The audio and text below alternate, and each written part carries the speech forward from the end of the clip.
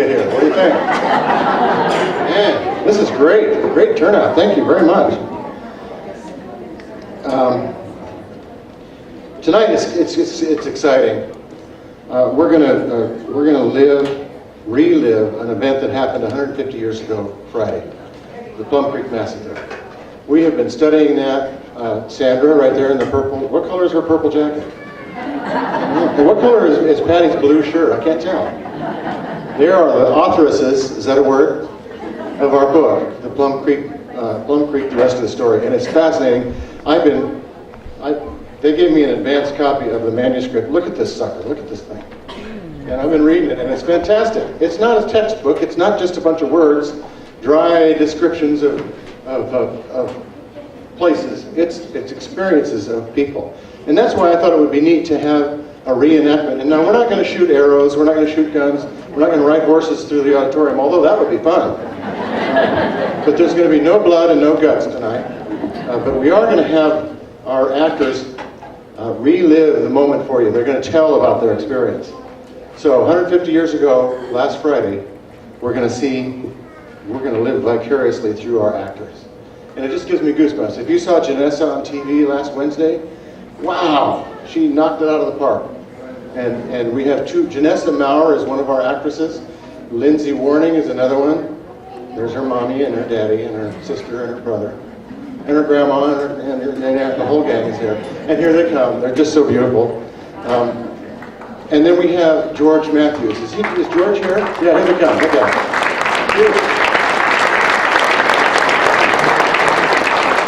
Has anybody seen my big guy with the white hair and the white? Oh, Greg Hand, do you know where he is? I see you looking for him. There he is. Oh, right. There's George. He's my good buddy from Palmer, Nebraska, and he's going to be one of our actors too. This is kind of the story. The Plum Creek Massacre. An early morning attack on a train of 12 wagons. It was a small wagon train. Resulted in the death of 11 men and the capture of Mrs. Thomas Morton and 9-year-old Danny Marble. The attack was by Indian dog soldiers of the Cheyenne tribe, led by Chief Bull Bear. Later, the captives were released in exchange for supplies that the Indians needed. Those killed were buried in graves right at the site of the attack.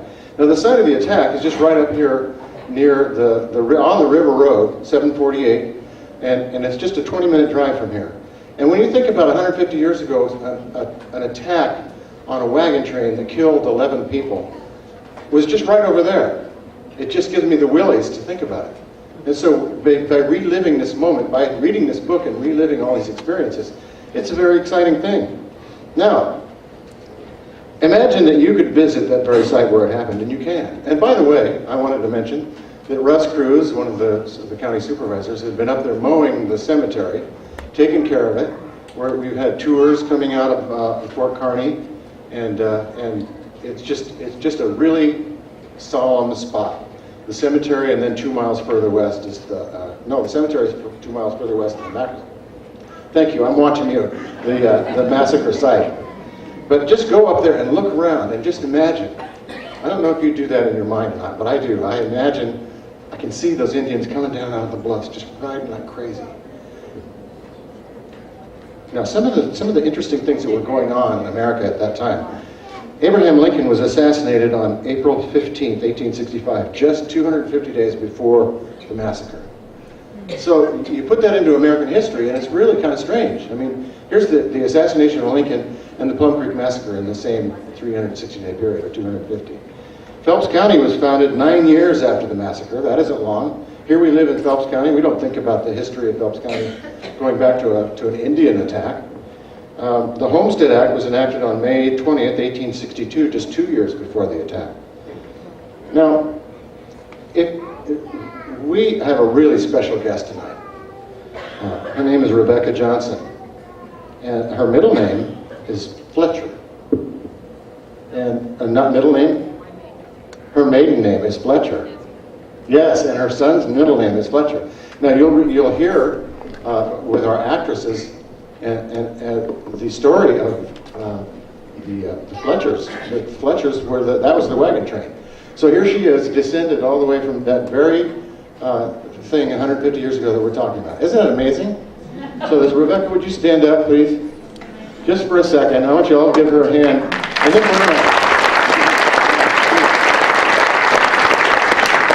then we're gonna talk to her a little bit. Even she's a little reluctant to show off up here, but we're gonna get her up here. And I want to ask her some questions, and so do my authoresses. There's that word again. Isn't that strange? All right. Did you read Sunday's World Herald? Look at the PR we got. Look at the press. We got a great big picture and a great big article. Oh wait, yeah, wrong side, right? Yeah. We got the weather. Oh no, wait a minute. We got our the whole story in here, and it's very well done. I spent a lot of time with David Handy, the author, and then he spent a lot of time with Sandra to fix all the stuff I screwed up when I talked to her. So thank you, Sandra, because she straightens me out. I make mistakes, and she fixes me.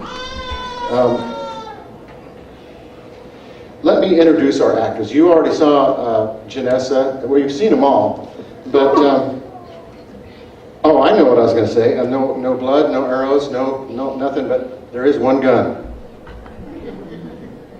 Look at this baby. Isn't this cool? Couldn't you ride a stagecoach with this and be ready to shoot the guys that are going to rob your stagecoach? This is fun. We found this in the back room over here, so I had to have a gun. And after it's over, you can walk up here, drive up here, and look at our little freight wagon with the horses. It's just fun. We brought out the props, and see these hoops here? That goes to a covered wagon. So it's authentic. You know those babies are 100 years old. That came from Steve Holland, who owns some of the land that's up there, right where the massacre happened. All right, I'd like to tell you, George will tell you, he's a retired preacher. The purpose of a sermon is to tell the people what you're going to tell them, and then tell them what you told them. Is that right, George? Yeah. So I'm going to try to do that. The purpose of tonight's show is fourfold. To commemorate the 150th anniversary of the victims of the massacre. Now, on the radio, I slipped. I don't know if you heard this, but I said we were going to celebrate the massacre. And you don't celebrate people killing each other, unless you're the Indians, then maybe you would.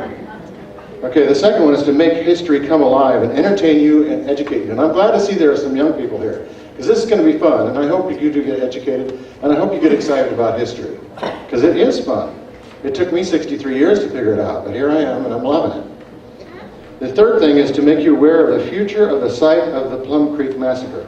I don't know if you've heard about this, but the J2 reservoir that will put most of this area underwater for irrigation purposes and for water for the farms. And, they need it too.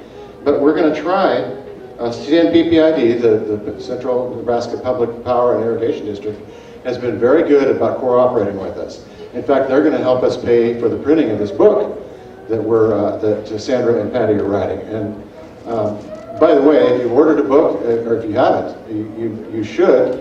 They're only $20, and they'll be ready in September, and we'll mail them to you, or you can come pick them up. But these books, it's just, like I said, this manuscript is this thick. I'm just loving it. Was there one thing? I said fourfold. And there's number 4. There we go. And the fourth thing is to make you aware of that book that I was just talking about, and the rest of the story of the Plum Creek.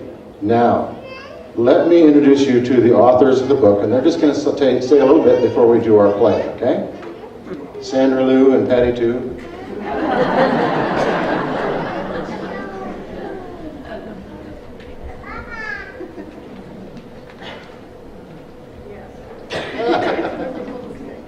Well, just tell them about the process, about the research you did.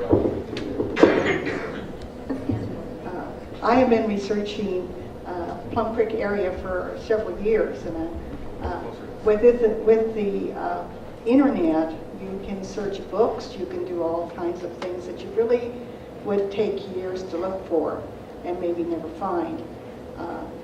Several months ago, I was researching the Omaha Bee, and it was online, and it was indexed, and I put Plum Creek Cemetery in, and I came across these amazing stories of these survivors we knew nothing about, and that really excited me.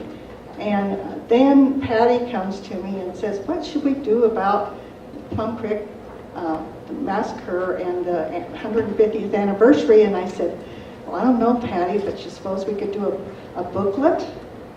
And she says, oh yeah, I bet we could get a booklet together.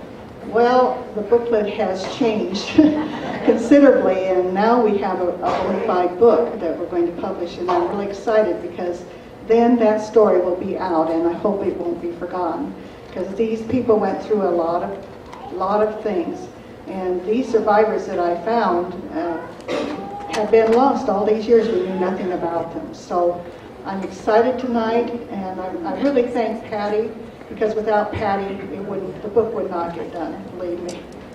And I think you're going to enjoy listening to the stories tonight, and I really thank you for coming.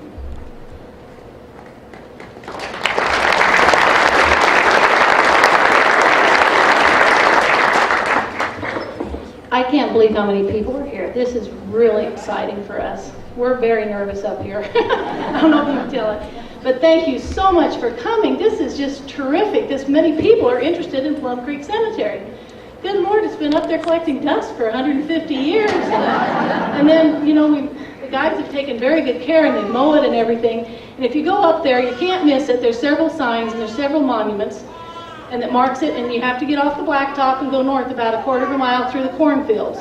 You can still see it even if you're driving through the corn, don't worry. And it is a really cute cemetery. The fence out there was put up about 1930. They had a big dedication in 1930, put up a monument inside the cemetery dedicated to the Plum Creek Cemetery Massacre, and they made this fence around it, and they wanted it to be preserved forever. Well, it was a good start, but time marches on. 1930 is a long time ago. Well, the reason you ask why this massacre? There's been lots of massacres. This one set off the Indian Wars. There was no Indian War until August 8th, 1864, when that massacre happened. Now, Nancy Jane Fletcher Morton she was only 20 years old. She'd been married for about 3 or 4 years, had already lost 2 kids to that same year before she got captive by the Cheyenne, Sioux, and Arapaho Indians. She gave birth and lost 2 kids to disease, and she was pregnant when she was captured. And then she went on to get captured, saw everybody around her murdered, and was kidnapped with another boy named Danny Marble. He got released a month later, subsequently died from diphtheria or something shortly thereafter. But Nancy was with the Sioux Indians and the Cheyennes for 5 to 6 months over the nasty winter months. You can just imagine what it was like being drug around and that kind of stuff. They went through the Wyoming territories. They were clear down to the Oklahoma and to Kansas and stuff. It's quite an interesting story. Now, Nancy's story, as interesting as it is, has been published in the Bertrand Herald back in, the 40s, I think. Yeah, in the 40s, they published the whole thing from start to finish.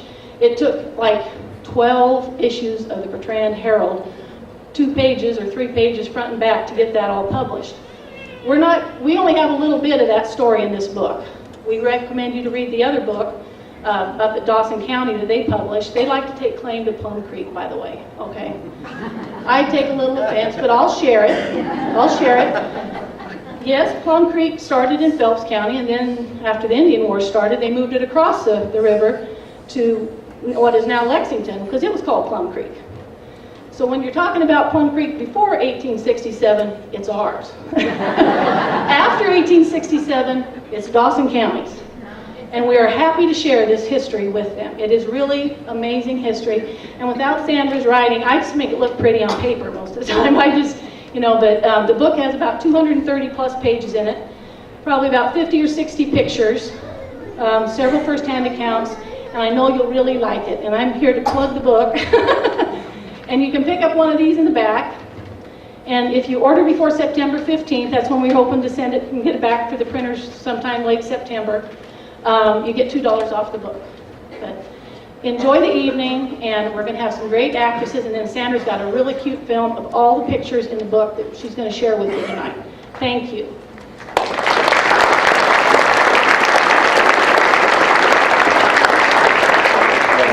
Don't get up and go away when the kids are done. Especially the kid, George. Lindsay, are you ready? My name is Janessa Maurer, and I will be a senior at Holdridge High School this year. It was July, of 1864, my husband and I decided to freight to Denver from Sidney, Iowa. We had traveled through Nebraska City and on to Plum Creek Station. Telegrams had been sent to us telling us about the peaceful and quiet state of the country through which we are supposed to pass. So any fears of Indian attacks had been dismissed. We left Plum Creek Station around 6 a.m. I was driving. My husband was sleeping in the wagon because he had been on night duty. As we were traveling, I began to see figures along the horizon. What could they be? I called out to my husband, and he said that they were only buffalo. Soon, he was sleeping again. Not long after, only minutes, I realized that the figures were Indians. I called out to my husband again, and he said that he knew that they were Indians. Soon, the landscape was filled with savages. We realized that they were warriors, painted and equipped for battle. We realized that we had no time to prepare ourselves for what may lie ahead. And then came the war whoop, which I will never forget. Those who have heard the war whoop will realize the fear that it strikes in your heart, and you will never forget it. I realized at that moment that it was my only chance of escape. So I sprang from the wagon and began to run. My husband called out to me, "Oh, my dear, where are you going?" And those were the last words I heard him say. The wagons behind me were going crazy, and all of a sudden one of the teams from behind me came over and passed over me, and the wheels had hit me. I lay there thinking that I had lost my only chance of escape. And then fear overcame me. I got up because I did not want to be killed by those demon hands, and I started for the river. My brother and my cousin were at the river. They said that any hope of escape was gone. The Indians had encircled us, and the sky was filled with arrows. In that instant, my cousin was struck with an arrow. He lay dead at my feet. And then my brother was struck with 3 arrows too, and he too lay at my feet. His last words were, "Tell Susan that I am killed. Goodbye, my dear." My first instinct was to kneel at his body, but as I did so, I realized that I had 2 arrows in my own side. And just as I went to remove them, an old war chief came up to me, and he demanded that I go with him. I told him no, that I am going to stay with my brother. But before I could say any more words, he pulled out a whip from his belt and began to whip me severely. And then I had tried to make another desperate escape. I ran, and 2 other old Indians stopped me and said that I needed to get on the pony or they would shoot me. And then I was paralyzed with fear because I had realized that I'd seen these Indians before on a previous freight to Denver. They had not bothered us at that time though. They were the Sioux and Cheyenne, the most savage Indians at that time. I realized that this particular band was the Ogallala band. And still I bitterly resisted to get on that pony, but they threw me up there. We headed to the wagons, and soon the Indians captured all the horses and killed the bad horses. Then the only comrade left was little Danny Marble. 2 old war chiefs and 2 squaws came up to us, and they obliged that we go with them. So an old chief came up to me and threw me on his saddle. The war whoops were sounding all around me, and I almost went deaf. But the war chief said I must be quiet, and he said terrible things to me, which I shall never forget. And little Danny Marble was crying too, and old Chief Red Bear was whipping him severely. I prayed in that instant that for death, rather than be captured by these Indians. 5 months later, little Danny Marble and I were rescued by friendly Indians, and we were reunited with our friends. Thank you.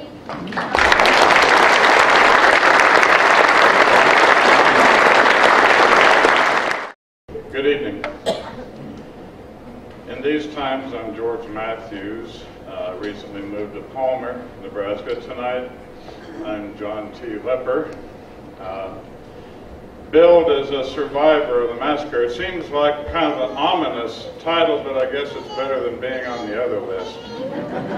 So, I got into this mess by joining the train at Plattsmouth. A man from Sacramento, California named T.H. Brady had hired me to take 2 thoroughbred racehorses to Sacramento for him, a stallion and a mare. I decided to join with the Morton party that was going just as far as Denver, as Colorado, because they were a smaller train and I thought perhaps we would move faster. And then from that point, maybe I could get on with a larger train that would take me on and the horses to our destination in California. It was the morning of the attack when I was setting straddle the mare, and we had just pulled out of the stockade. And I see this little toddler, a little girl, on the trail. I didn't know which party she was from. I stepped down, picked her up, set her in the saddle in front of me. There are certain things I like to remember that are dear to me. I remember her squeal of delight and laughter, her hair blowing in my face as I kissed her on the cheek. But that delight was soon over, as over the bluff came this large party of Indians. And it seemed like even after the first shots were fired, half of the men of the party were dead. I knew things would be up for me and the little girl if I didn't do something very quickly. Fortunately, I was on the faster of the 2 thoroughbreds, the mare. About that time, an arrow struck her in the shoulder. Now, I was a professional horse breaker, and so I was able to keep her settled down after her initial buck that about freed the saddle from me and the little girl. But I knew if we and the little girl had any chance of survival, we were going to have to run. And so I dug in the spurs.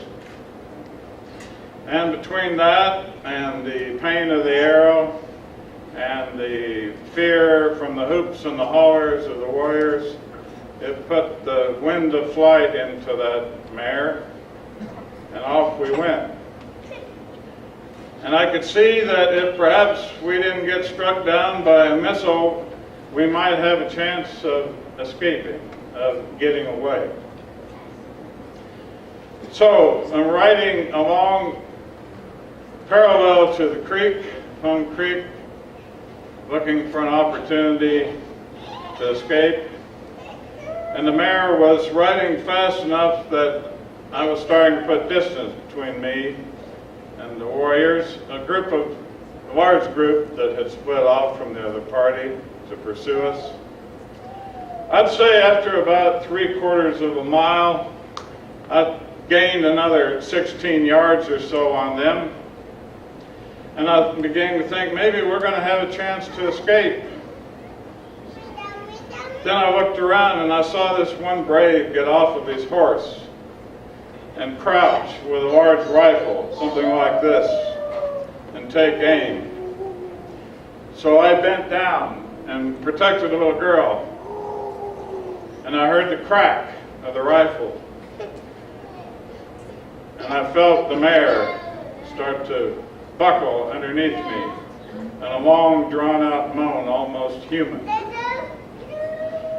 A 1-ounce ball from a buffalo rifle had pierced her through. But in the last effort, she managed to jump us over about a 10 to 20 foot berm that was flowing down into the creek. And that was the last thing I remember until I woke up on my back with a full moonlit night The mare was lying beside me on my left, dead.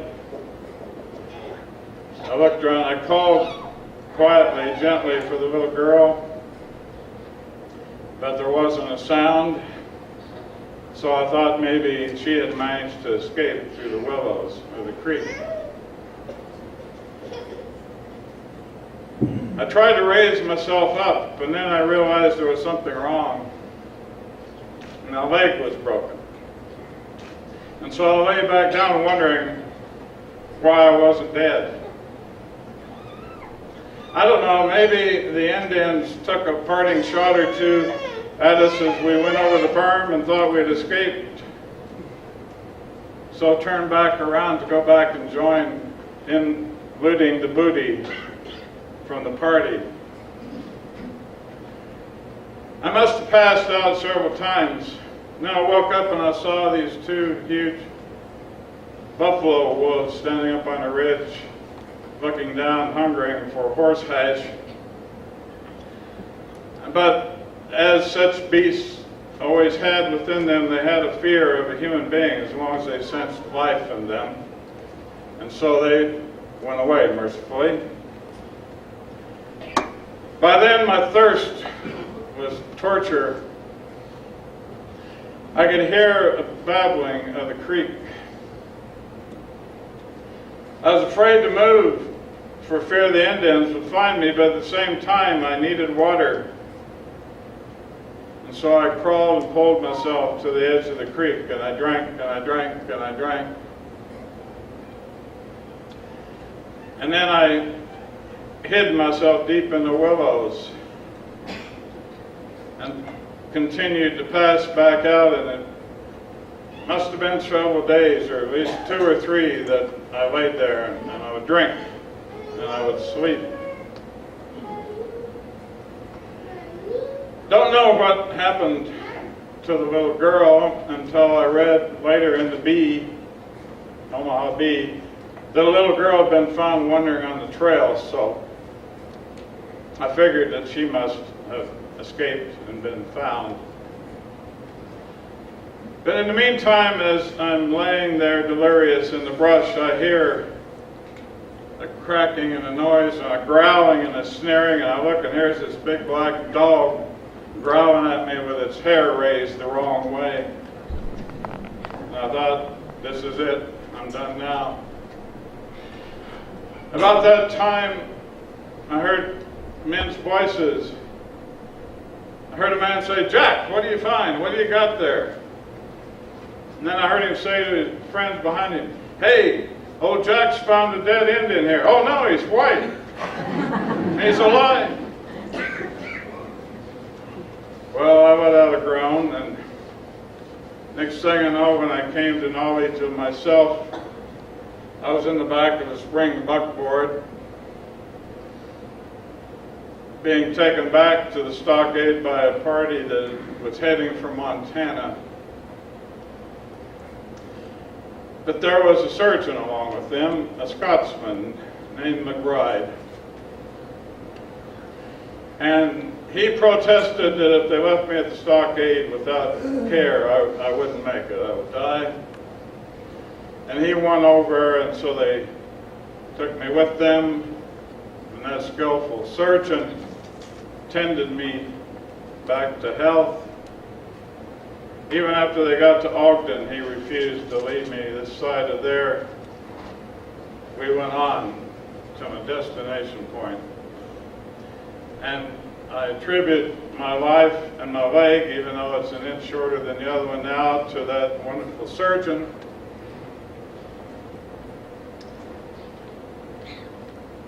Didn't know about any survivors of this massacre until I was back visiting and read again in the Bee about it. I spent most of my life in another part of the globe, hunting bushmen, fighting Zulus, hunting wild game in South Africa, but never in all my days has the angel of death flown closer to me on that fateful day of the Plum Creek Massacre. Thank you so much.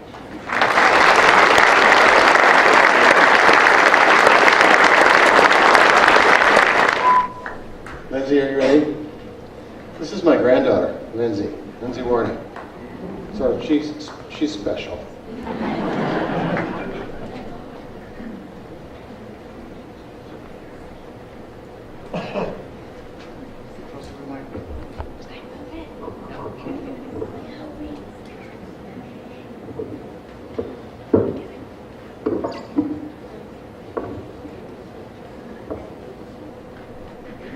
When I was 1 or 2 years old, I escaped somehow from the Indian raid on the Wagon Trail at Plum Creek on October 8, 1864.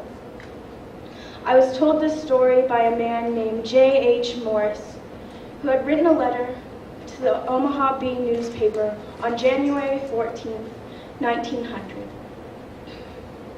The day after the Plum Creek Massacre, troops from Fort Kearny, about 30 miles away from the Plum Creek site, were sent to capture and hurt the Indians.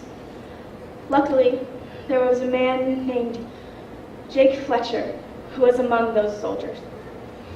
He was a relative of the Fletchers and the murdered outfit and of the captive Nan Fletcher, now Nan Stevens, who was captured, returned, and ransomed to her friends, and is now living near Jefferson, Iowa.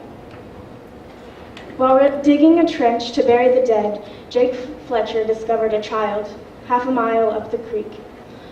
He went for the child, who was nearly famished for want of food and drink. When she was refreshed, she said her name was Hattie, and when taken among the dead, she went to the corpse. When she was asked which one was Papa, she laid her hand on the corpse, who was so swollen, bloody, and blackened that it was doubted she was correct. But when taken from several standpoints, she went back to the same corpse. When the dead had been buried, the soldiers started back to the fort, taking the little girl. On their way back to the fort, they met a long train of immigrants on their way to Helena, Montana. A woman in the train became interested in the girl, and upon learning that there were no women at the fort, had offered to take the girl to Helena to be placed where she could be carefully cared for. She took her and placed her with an Irish woman who had promised volubly that she would raise her tenderly and very decent. But she soon began to beat the child upon even the slightest provocation. One day, the miner saw the child being shown her tenderness to the little waif, and he had offered to take the child for $10 cash. He was told to pass over the cash and to take the devil's own brat. And the girl was placed in a family where she received good, fair treatment until she was a beautiful woman of 19, when she married a man from southern Oregon, whose father had been killed by Rogue River Indians when he was only about 10 years old. The boy and his rifle induced many an Indian, too brave to lay down and quit the fight. He knew Indians well, their habits, their hunts, their language, and he soon became invaluable as a scout and most irreplaceable as foe of the Indians seeking blood. His last scrap with the Indians was in Montana. While in Montana, he met the waif of the Plum Creek Massacre, and as what is more natural, he married her. They are living happily in his old home in the Rogue River Valley, blessed with 5 interesting children. That waif is me. I was the child who John T. Lepper scooped up and put on his horse to race away from the Indians of the Plum Creek Massacre. But often, a seriousness takes over me. When asked the cause, it is ever the same. I do wish I knew more of my relatives. for I am so tired of wondering who I really am. Thank you.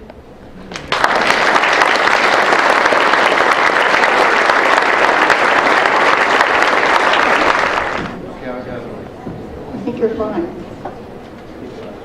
Okay, if I don't speak loud enough, just holler or wave your hand and someone will tell me. So our book is called Plum Creek, The Rest of the Story. And these are drawings and pictures that we have in the book, some of them anyhow. And I thought it would explain a little bit. This is, of course, a Google picture of Nebraska. And there's Holdreach. And there is the Plum Creek Massacre site. And there it is from the sky. It's about 1.5 miles east of the cemetery itself. There's another Google picture. And here we have, shows most of everything that we talk about tonight. At the left is the Plum Creek Cemetery. At the top, the Plum Creek Post Office and Stable. At the right, Thomas Ranch. And at the far right, at the bottom, is where the massacre happened.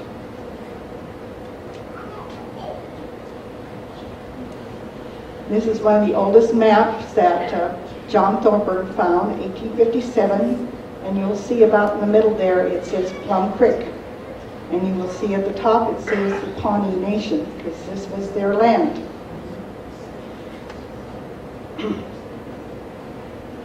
This map is a later map, but I like this map. It's in Section 8 of West Side Township. And you see the Plum Creek there. It's very visible. In 1930s, there was quite a bit of flooding up there. And there was a channel built, and it drained the Plum Creek there, so you no longer see that. And there in Section 8, at the lower right, you see it says cemetery. That is the Plum Creek Cemetery. This is a hand-drawn map by Don Bader from Lexington. He was a teacher and he taught a lot about the Plum Creek story. And at the far right at the bottom, you'll see that says Phelps County. And at the top, you'll see in that section is the Plum Creek Station, the Thomas Ranch, the Pony Express, the Plum Creek Cemetery, Deserted Ranch, and the massacre site. And he's got them all marked there. And here's another hand-drawn map that he did. Shows the stage station and the Plum Creek Ranch, which I think it really is the Thomas Ranch, which I referred to, and the post office. And then you'll see the Freemans is south of the state station. They were a very early family in that area. They actually moved 5 different places. So this is one of the places that they had at one time. And here is Daniel Freeman. Like I said, they were early pioneers. He came up here and I think he saw the Platte River and saw the grass, and he saw all these people going across the Oregon Trail, and then it became called something different. But anyhow, Daniel Freeman, he had cattle there, but he was a freighter, and he also took buffalo skins to the East Coast, and so he was gone a lot. And Louisa, his wife, came up. She had a newborn baby, and she had a couple other children. And she was in Kansas, and she bought a stagecoach and drove up there, and they built a home there by the Platte River. She put out a bakery sign, and she made 50 loaves a day of bread. She made cheese. She made meals for some of the people that were going by on the trail, and took care of those children. And Daniel's off doing his thing most of the time, it sounds like. So I think she was an amazing woman. And Louisa's buried at Robb Cemetery in Gosper County. Daniel, he drowned in a river in South Dakota, and so he is buried in that river. Louisa lived until about 1918, and she wrote an amazing story about their life there. And here is Benjamin Franklin Thomas and his wife Elmira Dickerson Thomas. I think they had Thomas Ranch. And they came probably about 1859 or somewhere along there. Of all things, Benjamin Franklin Thomas was an elephant trainer in Philadelphia. And I thought that was amazing. I was so fortunate I found family members that of the Thomas family, and I got a lot of personal history about them. And this is Elvira, and they lived out there, and they were observers of the massacre. As I understand it, 2 years earlier, the Indians said that the white man was either to leave or they would come and kill them. And Thomas didn't want to leave, or Benjamin Franklin didn't want to leave, so he built this amazing building that was 4 feet thick, and he had portholes all around it with guns sticking out for protection. So when that massacre happened, they observed it down there on top of a roof and knew it was happening. And he's about a little over a mile away. And so they get into this, I think, sod building that they built. And he talks about after the massacre, they came and for several hours they circled that sod building. But they didn't shoot any arrows and they didn't shoot their guns, and they eventually left. But that massacre, of course, was terrible, and there were about at least 20 people that were killed, just not in this area, but like in Nuckolls County and also west of here. And the women were taken to Fort Kearney, but Elvira only stayed 2 days, and she went back by stagecoach to her home, and she refused to leave, and she was the only woman from Fort Kearney to Denver that was on that trail. They eventually moved and went to Nebraska City, and that's where they spent the rest of their lives. A couple weeks ago, Patty was looking on the internet, and she says, "Do you know Elvira Thomas's quilt is at the State Historical Society?" Well, that would cause much excitement for us. This is what it looks like. It's called a straight furl pattern quilt. We were hoping to have it here tonight, but when you request to borrow those quilts, you have to have 6 months notice. Doggone it, we didn't have that, so we couldn't get it. But we think she died, it says 1922, but it was really 1921. And so this quilt was made sometime before that.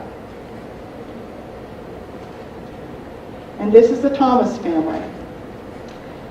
The man to the right, the relatives say that this is George Thomas, who wrote the story about the Plum Creek Massacre. We didn't have his story tonight.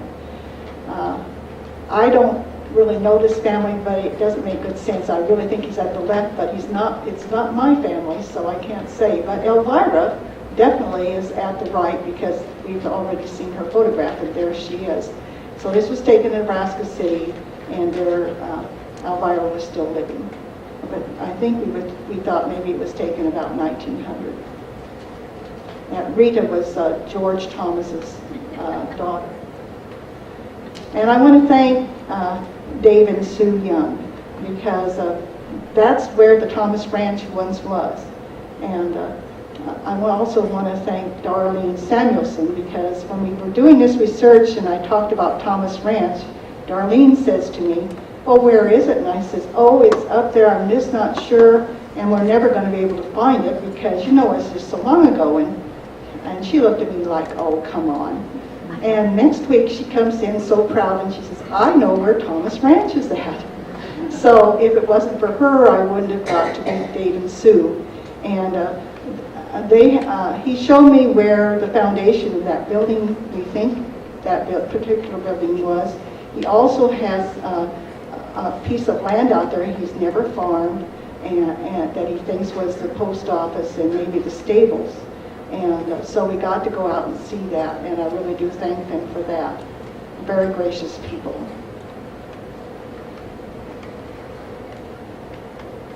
Well, the Pony Express came across Phelps County, and the Pony Express lasted about 18 months. The man who started it put in $100,000, and then he got his friends to put in another $100,000. When you read about it, you know, I don't think about all the things you have to do if you're going to start the Pony Express. You have to have state stations ever so far to change horses and to feed the men that are riding the horses. And you have to have specialized horses because they're faster and have larger lung power. So it's amazing what you have to accomplish to get this to happen. And then it only lasted 18 months, and so in the end they lost another $100,000. And they had to quit immediately after the telegraph was put across this area. Then the Overland Stage Company all took the mail. But this picture shows the different stops along the way. And you will see up there Plum Creek, and about in the middle, a little right to the middle, and then Craig's and Platte Station. Those would all be in Phelps County. And then you see Fort Kearney, which I'm sure most of you know where that's at. And then further west, it would be in Dawson County. And they had to pay those people that were, you know, had those stations. And so there was a lot of expenses to that. When the telegram was put up, it was there when they had the massacre. And so this is what the telegram said. They said, send company of men as quick as they can, send them 100 Indians in the sight, firing on ox team. However, they didn't come as quick as they can. This happened about 10 o'clock in the morning, and they didn't start out till the next morning. But I figured they thought, you know, we'd go out there and we're going to be massacred too. We'll just wait a little bit. And this is a drawing of like the Overland Stage Company. And it's amazing the activity on the trail and the amount of mail, you know, that was sent across and packages and so forth. And they really had a going business for a long time. And this continued until the train was put on the north side of the Platte River, and then that business just stopped like that also. This is an interesting map, 1868, and you can see there's a lot more places to stop by. You'll see Plum Creek, that's close to the middle there, and then Craig and Hopeville. Those are all Phelps County places. And you see Kearney City and Kearney there on the north, and then you'll see also the fort. So lots of places named Kearney.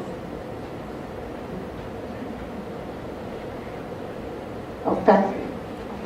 All right, this is a Pawnee picture of the Pawnee's earth home, and this is what they lived in, and the women and the older men lived there, and the men were out hunting 6 months a year, and the women, they did the farming, and they also built the earth homes. Sorry. Okay.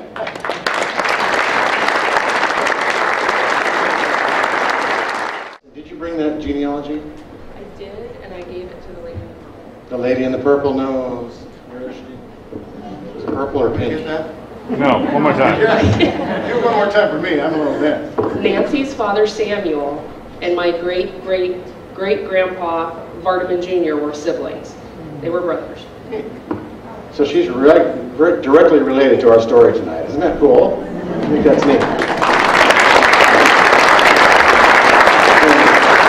The middle name of that handsome little guy in the shirt is? Fletcher. Fletcher. Isn't that cool? I'd like to thank you all for coming. I think we have some cookies left. Patty's going to say something. Hang on.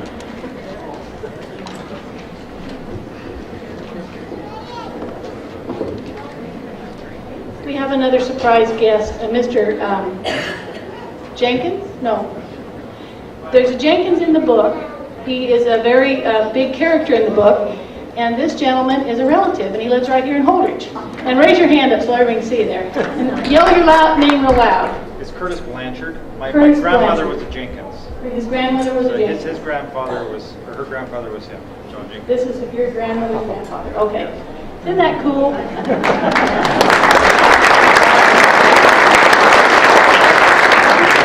And this is Mrs. Dawn Bader, and they made a lot of these maps that you saw tonight. We have a lot of connections here in Phelps County, and thank you very much for coming out tonight. And I hope we have as good a crowd next time. Thank you.